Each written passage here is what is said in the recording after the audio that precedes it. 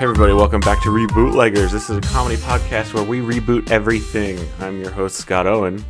I'm your other host, Frank Sura. I used to try to come up with like a much better intro, like not necessarily better, It's been but working. more comprehensive, and then I was like, why don't I just say everything? We reboot everything. Do it all.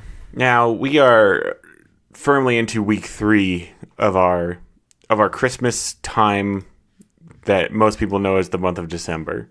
You got a lot of snow out east there, Francis? None. None we'll here. Get there. None here either, We'll get though. there. Global warming, am I right? Mm-hmm. Yep.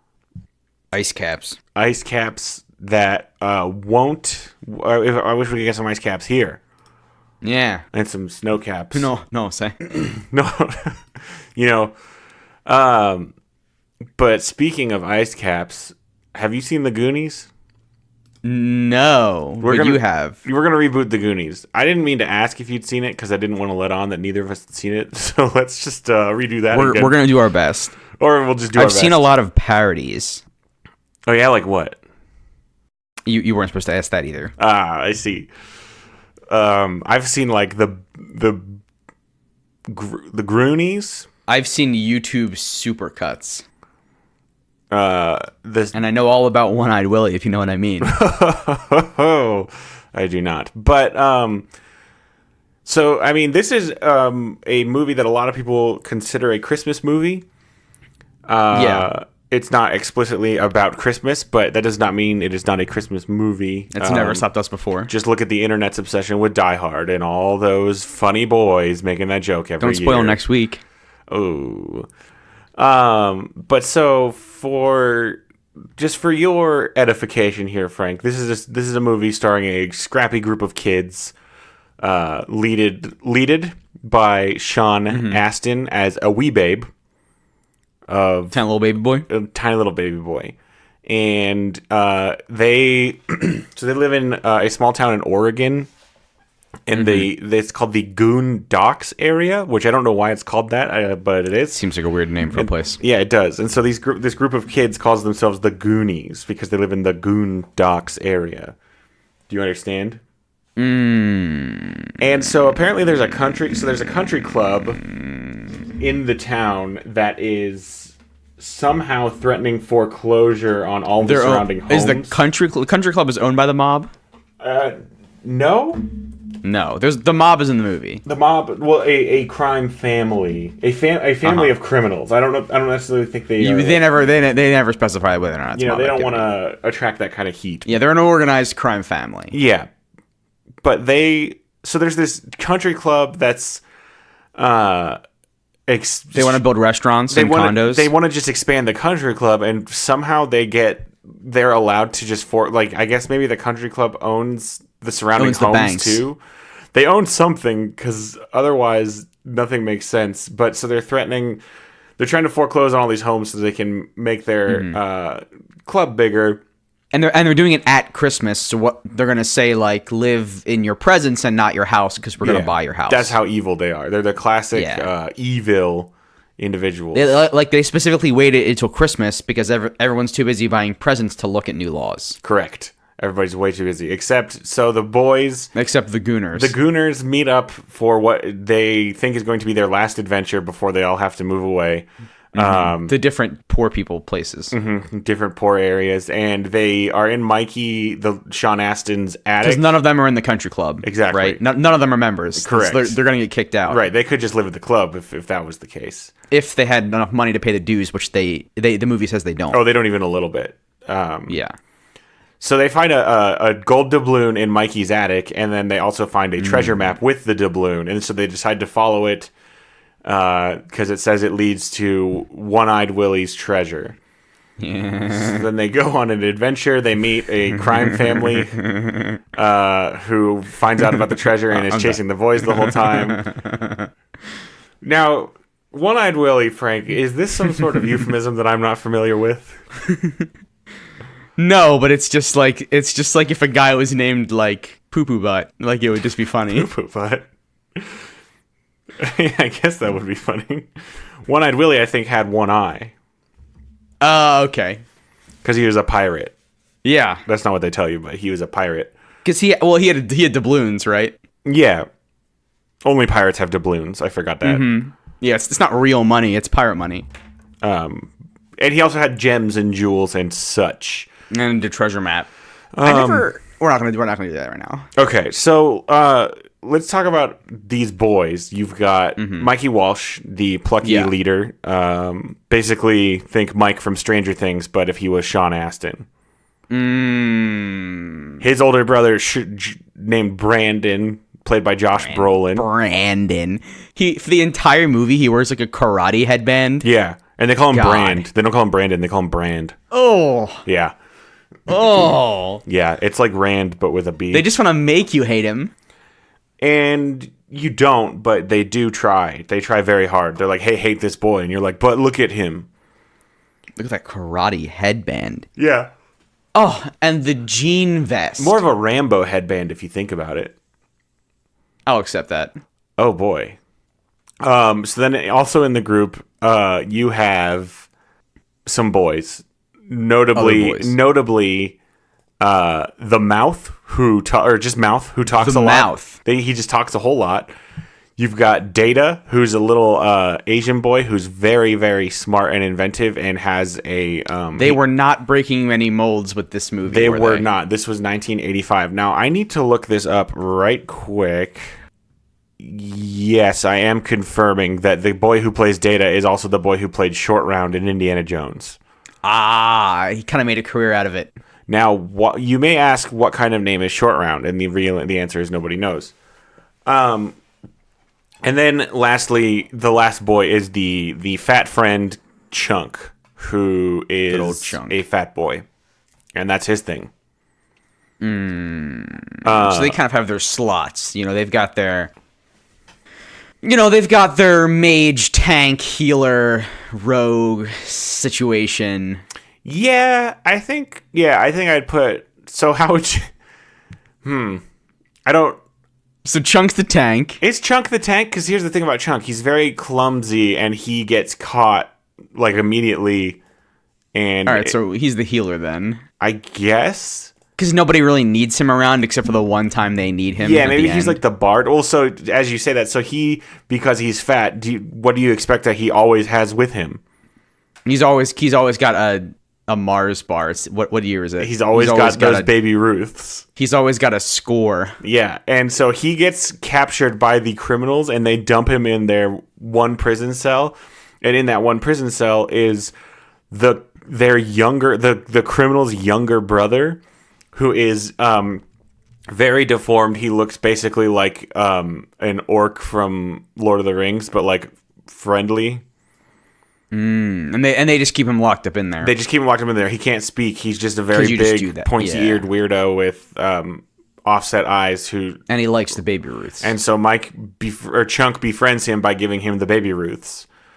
And then he joins the Goonies. And he becomes a gooner. He becomes a good gooner. And then they find the treasure, and then the criminals catch them, and then they run away. And the cave that the treasure was in caves in.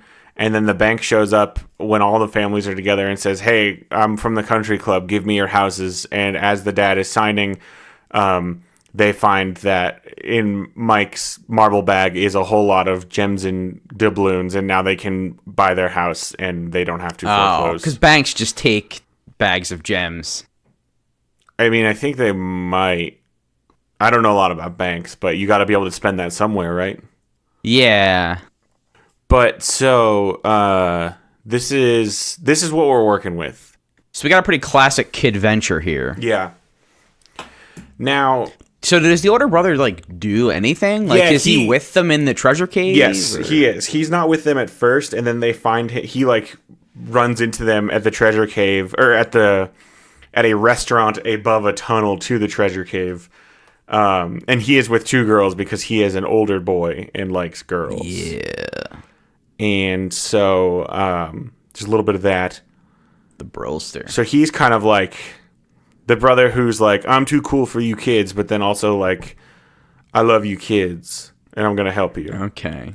He's kind of like Steve from Stranger Things. Okay. Arguably the best character. So let's talk about us and Christmas and where we're and what our status is. And here's what I'm thinking. This was just a passing comment, but I think there might be a good nug in there. He wears a Rambo headband. I was waiting for it. You said it, and you said, oh, and then I thought, oh. I figured I'd finish the synopsis before we jumped into this. Yeah. But so I'm thinking we definitely want to age this up a little bit, right? Because people don't... When people watch movies as kids and then they watch the reboot as adults, they want everything to be an adult now too, right? Yeah. Well, and here's the thing is if we want... So what were you thinking? We'd age it up to now they're all grown-ups? Or just like sexy technical adults, but like 18 to 20. Yeah, no adult in anything is older than like 30, right? So yeah, unless you're skipping to 60. Or do we just get like sexy adults to play teenagers like they do in most movies? We talked about Power Rangers and yeah. I think. Well, I definitely want Brandon to be like a grown adult man. So would he be a grown Josh Brolin or would he be a grown Sylvester Stallone? If we could just get him again, if we could just get Josh Brolin again, I'd actually be cool with that. Okay, so if we're getting Josh Brolin, that means we're abandoning my Rambo headband nug. No. Okay. I'm not saying Josh Brolin is going to be Brandon. Oh, okay. Now, oh my god. Okay, so we're just doing a complete reboot, right? This isn't Goonies 2 Lost in New York. You know what this is, Frank? This is how about it's like Los Goons, and it's just a twist on the tail. For this to work, so what I was thinking was that this boy is actually a young Rambo, right? But the timeline doesn't match up. This is like a pre-Vietnam training exercise. Well, that's what I was going to say. The timeline doesn't match up because this movie takes place in the 80s and Rambo is in the 60s. Well, or... Guess what? When I Willie buried that doubloon with his treasure map in the 1600s, we can bump this back to the 50s, 60s. We could. That's doable. And have like a young... I want to do something similar to... I want to have a little callback here. So I do like if a young Rambo is like learning the ways of war as a young adult, but I want his father to be Sylvester Stallone. Okay, yeah, this is good. I was just thinking, as a nod. Okay, I was thinking maybe we keep it in the 80s and then we also reboot. We plan an eventual Rambo reboot where Rambo now takes place in the Middle East to be very topical. Ooh. So Stallone plays the dad. And which means he needs a much more active role in this story, I think. Yeah, and in the movie, instead of them calling him Brand, they call him Brambo. Because he's always brumbling around. Well, because randomly. when his sweet baby brother was a wee babe learning to speak, he couldn't say Brandon, and he said Brambo. And then they all just call him that. Yeah, okay. Brambo.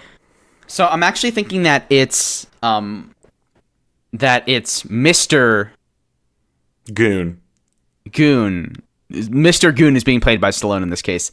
I think actually Mr. Goon finds the map. Okay, and you want Mr. Goon to like be on this adventure? Yeah, with young Brambo. Because I want the sense of responsibility to be real. Where like we maybe take the first solid half hour before anything with the map, right? And like Mr. Goon, like bills keep coming. He has to like manage which bills he's not paying this month. Like things are falling apart. So for any adults seeing this film, this is not a whimsical, fantastic escape from reality. This is a soul-crushing stress time where they're constantly thinking like, "Oh God, these kids! Oh, there's so many bills." Is next week when they're gonna get the house foreclosed on. But here's the thing: the kids believe, right, in this adventure. Mm-hmm. Mr. Goon does not have faith that they can actually be saved. But he doesn't want to crush these children's dreams. He's like, let's go on one last adventure, kids. This is going to be awesome. But the whole time he's ready to foreclose. Before you all have to go to like your group homes because we don't have a house. Well, I don't know that it's got to get that. He doesn't say that, but it's like, it's in the background. It's there. They could go live with Mr. Goon's father. He's dead. Grandpa Goon. Oh, Grandpa Goon's dead. No, they're dead. What about his in-laws? Are they also dead? They're all dead. Does he have a wife? Used to. They made that kid with her. Also dead, though, is what you're saying. Also dead, though. Wow, Mr. Goon has had a rough life. I think he looks out. I think there's a scene where he takes his checkbook to the graveyard and he talks to the wife about their budgets and shit. Yeah, and just like I can't do it, Marcy. Brambo and Mikey, they count and on me. He breaks a bottle. On what? Just like his fist? I don't know, on the ground, I guess. He squeezes it? He just picks it up. He drinks out of it and then just like squeezes it really hard. Yeah. Okay. He has to use 2 hands. He just really gets in there. Yeah, we're trying to shoot, like, it's still a feat of strength, but it's not quite. It's trying to be practical. It's not, we figured Stallone could do it, but it was actually a lot harder than it looked. But we refused to cut the scene. Yeah, so it's just him. I think it's actually a metaphor for the situation, right, where he just can't break through the bottle of paying all these bills. Yeah, but then he does it. His hands are bloody. His hands are bloody. He has to wrap his hands, which I makes think his what fingers happens, clumsy, which is going to come up later at some point. I think what happens is instead of this crime family trying to sneak and get the treasure first, I think once Mr. Goon begins to see signs that this treasure might actually be real, they kind of, they come to the house one day and they're like, "Hey, look, when you find this thing, hook us up. Yeah, bring it to us." And you're going to keep your kneecaps and your children. And your children's kneecaps. Now, here in the original movie, the crime family does not know about the treasure until they capture Chunk, and Chunk tells them like what they're doing. Oh. Because the boys like hear a plan to rob a bank or something, and so the criminals start chasing them because they're like, they know our plans, and then they find out about the treasure. We could have them get captured by the treasure, by the criminals, and then do what you said. And then do that. Yeah. And at that point, so we I have think to meet, I think Mr. Sloth. Goon finds the map, but he wants to sell it at auction and try to get some money. Yeah, he's got that single doubloon. He wants to float a couple like a few more months of bills, right, off of this ancient doubloon and then treasure map. But I think that young Brambo, I think Brambo like breaks the case and then takes the map off with his friends. Okay, so now Brambo's like the main goon instead of Sean Astin. Yeah. Okay. Well, because this is about him. This is a Brambo origin story. Yeah. Okay, But so then Mr. Goon has to chase his son. By the time he catches his son, they've already made like decent progress on the treasure. Oh, geez, hold up. Frank, what if this isn't a Rambo origin story, but this is Rambo, Mr. Goon is Rambo, and Brambo wears his old headband.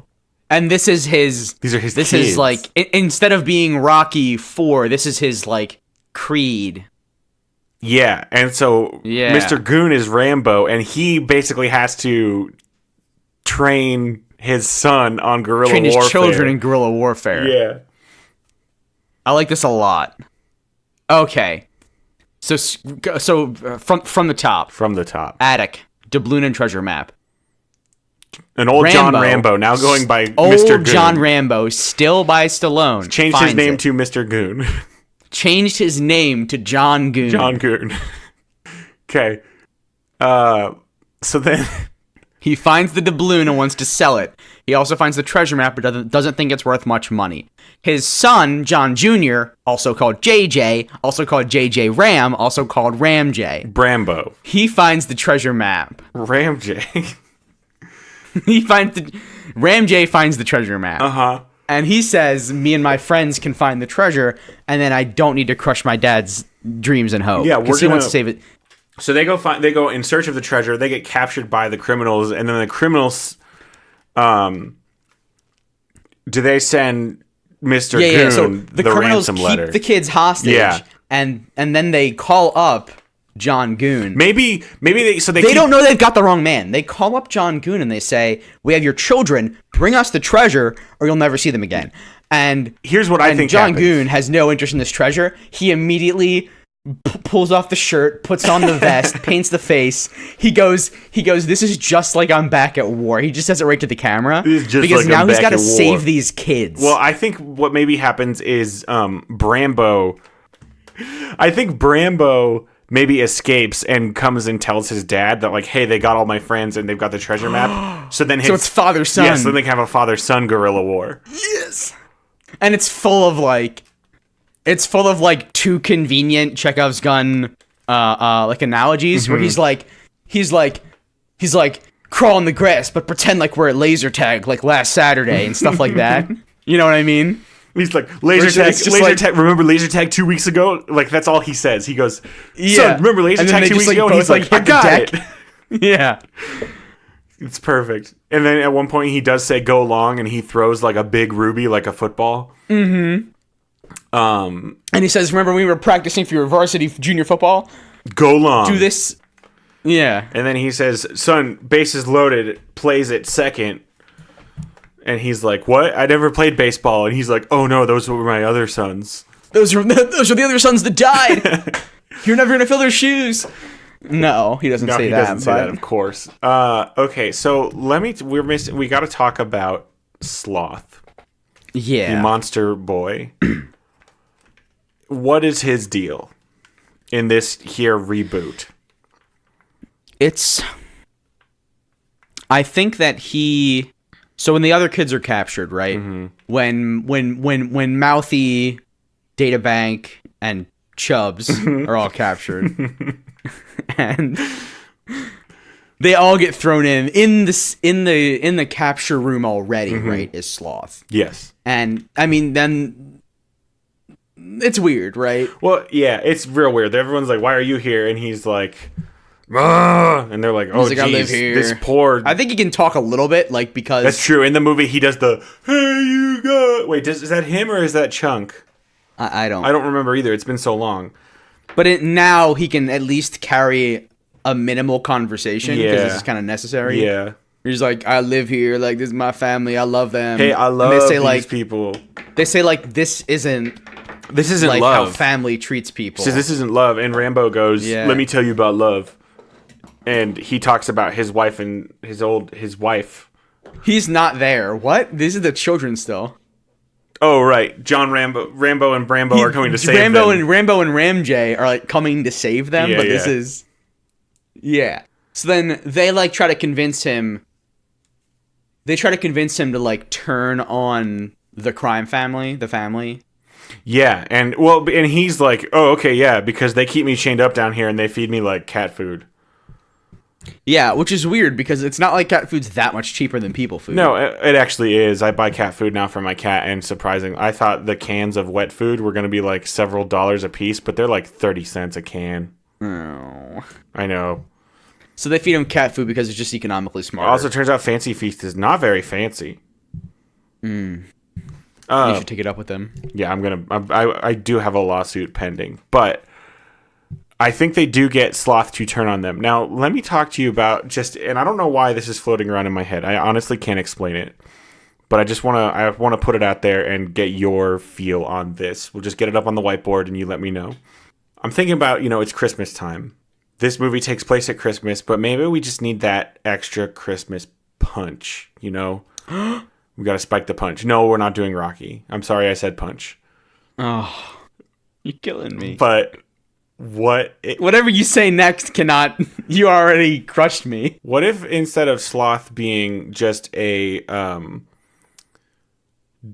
mentally he's an angel in disguise sent by Santa. Well, okay, so I do love that actually, but that is not what. The second anyone's nice to him, he's just like, he activates his angel powers at the end.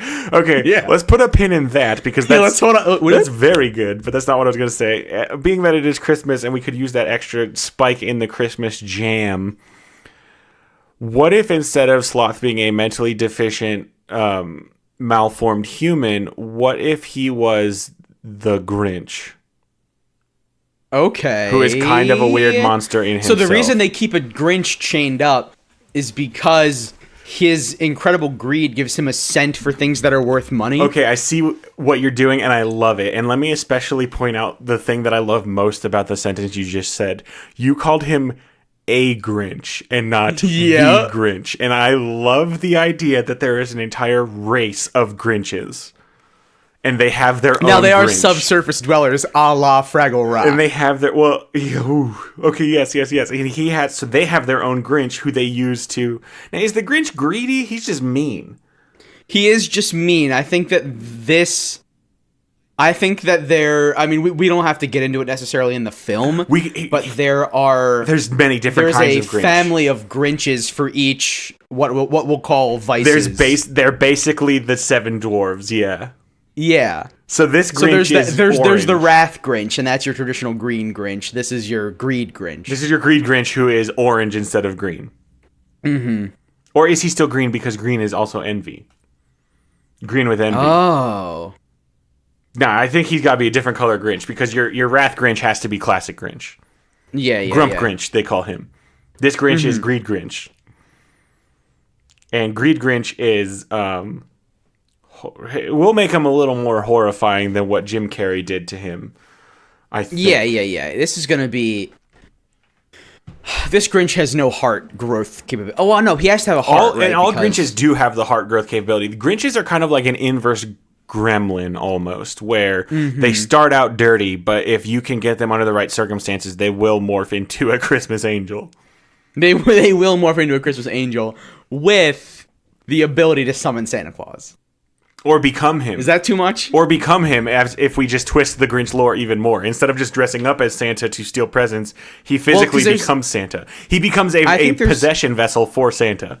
Yes, thank you. There's one Santa, but when a Grinch turns into a Christmas angel, he becomes an avatar of Santa, and Santa can manifest in And his heart becomes engorged. Oh, boy. Yeah, and that's the Christmas magic. But Frank, do we take it further with our "this is for grown-ups and grown-ups like things sad"?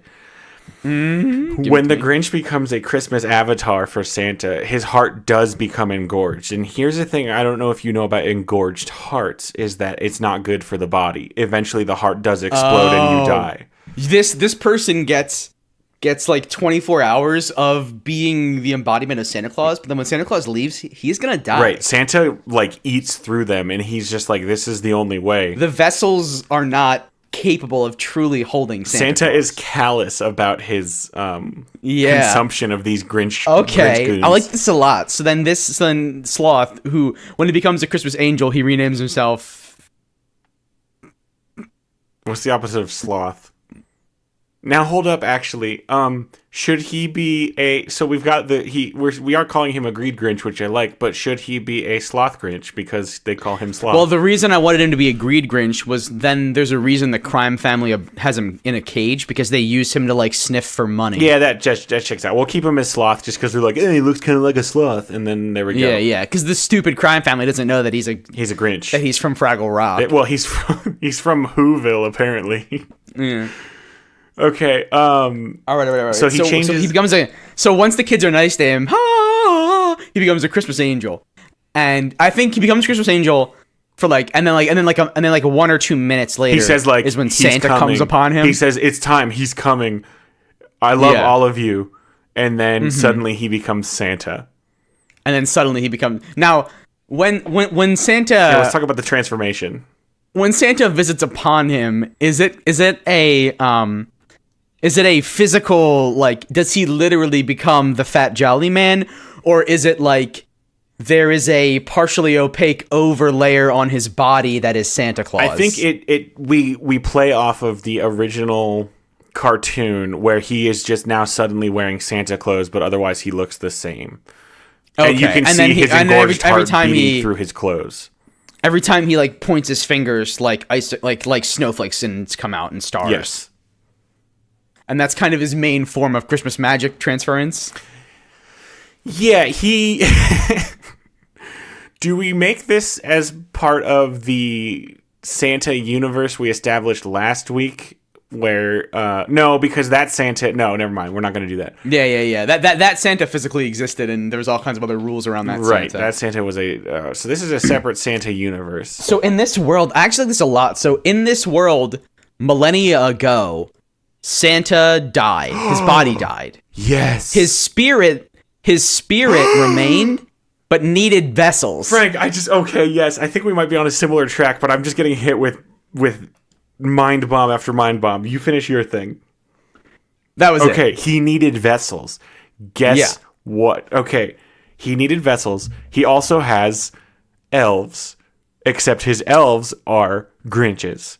Our Grinches. And furthermore, Frank, everyone's like, well, if Santa were real, how can he visit every single house in the same evening? He doesn't. He sends his millions of elves, and then they each enter the Santa avatar state at the same time. Yes. So here's what happens. When a Grinch becomes a Christmas angel, it becomes one of Santa's elves as well. So it doesn't mean that Santa immediately visits upon them, just that they're eligible. They are now, their body is ready to receive him. Their body is ready in a literal sense. Yes. So now, the reason why pupating. Santa visits Sloth immediately is because these kids that are good boys need his help. They are very, very good boys, and he can feel that. And what he feels is the connection to his missing greed Grinch. Because I guess for some reason Santa still employs like bad people. Well, I think he keeps track of the bad Grinches and then collects for the North Pole all of the Christmas angels. So all Grinches. So again, they're like reverse gremlins. They all start out evil and then they become good Christmas angel elves. Good Christmas angels / elves / Santa vessels. Oh my gosh, this just turned into the best reboot of the Grinch ever, and I wanted to keep it mostly Goonies. Yeah, but so I think there's got to be a reason. So I really want Mr. Goon and Brambo, like they're still coming, right? And to save the kids. Yeah, Christmas. We don't know any of this. Christmas Avatar Santa doesn't happen until the very end when Brambo and Mr. Goon have saved the kids, but then they get caught at the very end again, and you get that moment of they didn't get away. You get that moment of despair. What are our heroes going to do? And then Greed Grinch goes, it's finally stop running. Let me give that line again. It's finally time to stop running from who I am. And he becomes a Christmas angel. And then he calls out to his father, Santa Claus. Oh, and then Santa boom. A lightning bolt comes down upon him. I want it to be like a giant light beam from the sky. Yeah, I was imagining it was like a lightning bolt. Just like an instant, just slams down from heaven. Suddenly Santa. And then he lays waste upon the bad boys with ice and frost. And then so there's gotta be, so something has to stop him, right? And that's why at the very end, like I'm thinking, so there's a problem in the middle, right? And from either side, we have Mr. Goon and Brambo, and then the other side is the Christmas Angel. And so this problem in the middle is taken out by both of them because just one of them couldn't defeat it. But what is that problem? Right. Well, so Brambo and Mr. Goon do rescue all the kids and the Christmas Angel, or do they not? Is that what you're saying? I feel like the Christmas Angel, it's a false climax, right? Like it's great, but then he realizes he does a lot of the work, but he can't finish the job, and then I think Santa starts to leave again, or his vessel begins to burn through. And they're not actually out yet. Well, Mr. Goon gets out his rocket launcher, of course, and saves them the rest of the way. But yeah, what is the thing? Is it some sort of I got it. Beast? I know that this is. I don't want to be too similar to last week, but it sets up a really easy kind of run, which is that much like how Grinches can become vessels for Santa Claus. Mm-hmm. Humans who are bad boys, they can become vessels for. Are you gonna say Krampus? No, I don't. I want to avoid that because it's too. I agree. It's really played out at this point. I was gonna say Jack Frost. Okay, yes, they become an avatar for Jack Frost. And so Jack Frost's magic, he kind of goes toe to toe. Yes, and he knows. So bad boys. So this, the kind of way that with good and evil, like evil gets the stuff that evil's not fair. So bad boys can host Jack Frost indefinitely, but when good boys host Santa, they burn through. Well, except it's not just good boys can't host Santa. Only Grinches can host just Santa. The Grinches, yeah. But any bad boy can hold Jack Frost, which is what's part of the unfairness. Jack Frost. And so Santa's Christmas magicking them just over and over, but then Jack Frost just keeps hopping around. And we do get Martin Short to play Jack Frost. We do get Martin Short because he was very good in the Santa Claus 3: The Escape Clause. Yes, and so then we have. But this is not part of the Santa Claus universe, to be clear. To be clear, this is not part of the Santa Claus universe. We just really want him to reprise Jack Frost in a different... So what we've done is we've established a Santa... a Tim Allen Santa Claus, Rocky Balboa shared universe, and then this week we've created a Grinch Goonies Rambo shared universe. Yeah, I love it. Okay. So then Rambo, because he's Rambo, maybe Brambo is the one who pulls out the rocket launcher, and he's like, "I brought this from home." Just in case. So Mr. Goon hands Brambo the rocket launcher, and he says, what's the analogy? He says like it's just like shooting pebbles in gym class. It's just like when I taught you to shoot rockets at those cows. Yeah, like it becomes like a weird thing that's like not YMCA. actually an analogy. It's just like it's like when we were down. It's just like when I taught you how to fire an RPG. He says it's just like down at the RPG range, son. Yeah. So then he fires it at the house, and the house blows up. But all of his friends don't get blown up. They all get out. Oh, all of his friends don't get blown up because they don't realize that the kids and the Christmas Angel have moved that far forward in the house. No. But as his last act before his vessel burns away, throws up a shield. I was going to say... a Christmas magic shield. He yells to the kids, Here's what I was gonna everybody say. believe in Christmas, and then he puts up the shield. Here's what I was going to say. I like what you're saying, but he has to die, right? He has to die. So he's like, I'm going to burn out anyway. And so all the kids... So basically, the entire crime family has now become an army of Jack Frosts, right? Oh, yeah. They're swarming... They're swarming out of the house. And so I guess this is he still an avatar of Santa? He is. Yeah, he's still an avatar of Santa's power. So what he does is he says he basically is going to sacrifice himself. I don't know what the good line is, but he sacrifices himself in either he puts up a shield to contain the Jack Frosts until the RPG is ready, and then he drops it at the last second, or does he does he wait till the RPG gets shot and then put up a shield around the explosion to basically like create this superheated compressed thing to shape it into the... And it just permanently, it like for sure incinerates every Jack Frost. I like... We can do sort of both, right? So I like that. He does an open-close thing? I think that we're getting some like... the vessel physically begins to break down. It has like cracks of power through it and stuff like that, right? So he says Yuletide greetings or whatever, and then just like big lassos of Christmas magic like pull all the Jack Frosts together into his body. Oh, and he just like shoot it at me. Yeah, and then he just like squares up with the path of the rocket. Yeah, I really like the... with all of these Jack Frosts I really like tow. the picture of him creating a dome around the Jack Frost to give the boys time to escape, and he's like holding it, basically like one man holding back a tidal wave, and they're just like... So he's not... They're just slamming on the dome, just like banging on it, and you can see the dome cracking. And then... Yeah, is he keeping them in, or is he just shielding, like, his doorway? I think he's keeping them in to give the boys time to escape. He doesn't know about the RPG yet. This is just for them to get away. Yes, he's sacrificing... But then he sees the rocket. And they say, Santa, heads up. They say it'll happen off, like, we'll have the kid just, like, point, and, like, his arm is covering his mouth, and then we'll just ADR in whatever we want. He calls his shot, like a Babe Ruth type thing. He says, Sloth, you gotta move. I think that's a subtle catchphrase we have from the beginning of the movie. Gotta move. I like that a lot. So, like, he grabs the map and he looks at his friends and he says, in the very beginning of the movie, he grabs the map from the attic and looks at his friends and says, gotta move. And then they just keep doing that. Yeah. Okay, so then Sloth sees the RPG coming and he just nods and he drops the shield, closes his eyes, and lets the explosion consume him and all the Jack Frosts. And then, so like there's a big explosion and then it starts to snow. And then